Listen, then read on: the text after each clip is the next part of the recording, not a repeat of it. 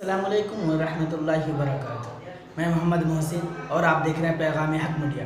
रोज़ाना की तरह मैं फिर आज आपके सामने तीन बहुत ही बड़ी अपडेट उस चीज़ को लेकर आपके सामने हाजिर हुआ हूँ और उसी चीज़ को लेकर आपके सामने डिस्कस करने वाला हूँ। मैं आपको बता दूँ कि पहली खबर जो मैं आपके सामने रखने वाला हूँ वो बिहार से रखने वाला हूँ कि बिहार में गर्भवती पत्नी को और अपने 3 साल के बेटे को एक मुकेश नामी इंसान ने, एक मुकेश नामी शख्स ने उसे जला दिया है। आखिर क्या है मामला, ये सारी डिटेल रखूंगा। ये खबर जो मैं आपके सामने रखने वाला हूँ वो भी बहुत ही बड़ी खबर है, बहुत ही बड़ी खबर, यकीन मानिए, जिससे मैं आपको आशना कराने वाला हूँ कि एक 3 पुलिसकर्मी की जान चली गई है और वो तीनों पुलिसकर्मी जलकर राख हो चुके, खाक हो चुके हैं।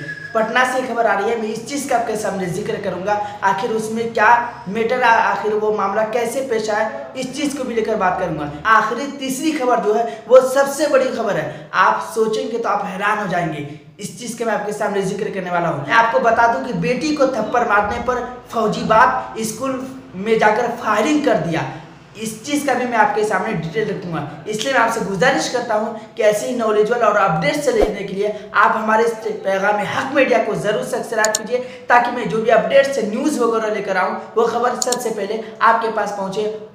इसलिए मैं आपसे ये दरख्वास्त करता हूँ, गुजारिश करता हूँ। तो जी हाँ, मैं आपको बता दूँ कि गर्भवती पत्नी और 3 साल के बेटे को एक मुकेश नामी इंसान ने जला दिया है और उसे राख कर दिया है। यह मामला बिहार के सुपौल जिला का है और मुकेश नामी नौकरी लेने के लिए, घूस देने के लिए जो अपनी पत्नी से बार बार इसरार क्या करते थे, जिद क्या करते थे कि मुझे लाख रुपए दो, और लाख रुपए का वो 1 लाख रुपए का वो उपाय कर लिया था।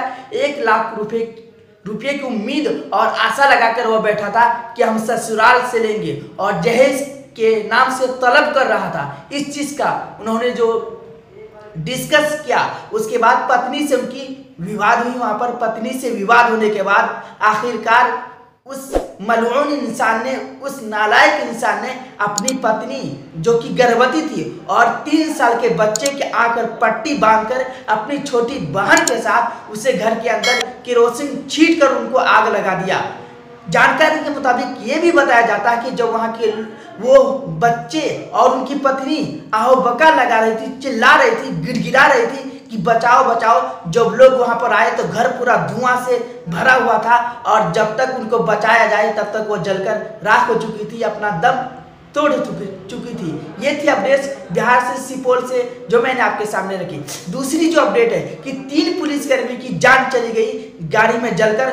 मैं आपको बता दूं कि कोहरे की वजह से सुबह के 5 बजे के करीब बयोर मोड़ पर पुलिस की गाड़ी निगरानी करने के लिए जो घूमती रहती है, गश्त लगाती है, चक्कर काटती है, वो खड़ी थी। उसी बीच एक तेज रफ्तार में ट्रक आई और उनको टक्कर मारकर गिरा दिया और जैसे ही फौरन वो गाड़ी विस्फोट होती है, उनके बाद फौरन उस गाड़ी में आग लग जाती है। जानकारी के मुताबिक ये भी बताया जाता है कि उस पुलिस गाड़ी में 5 लोग थे, जिसमें फौरन 3 लोग उसमें जल गए और 2 लोगों की हालत गंभीर है, नाजुक हालत है। इसलिए सबसे बड़ी खबर थी कि जैसे कि आप वाकिफ है कि स्कूल के अंदर जब बच्चा पढ़ाई करने जाता है, जब उसे होमवर्क दिया जाता है और उस होमवर्क को बच्चा अंजाम नहीं देता है, करके नहीं लाता है, उस्ताद, अध्यापक, टीचर्स उनके साथ सख्ती करती हैं। उसी सख्ती करने के बिना पर एक थप्पड़ मारा तो फौजी बाप ने, भरतपुर की ये दास्तान है, ये जो मैं आपके सामने रख रहा हूँ। फौजी बाप ने स्कूल गया और स्कूल जाकर गोली तान ली। जब उस डायरेक्टर को बचाने के लिए उनकी पत्नी आई और उसकी फौजी के बंदूक को पकड़ा गया तो फौजी ने गोली चला दी और उसकी पत्नी के हाथ पर लगा।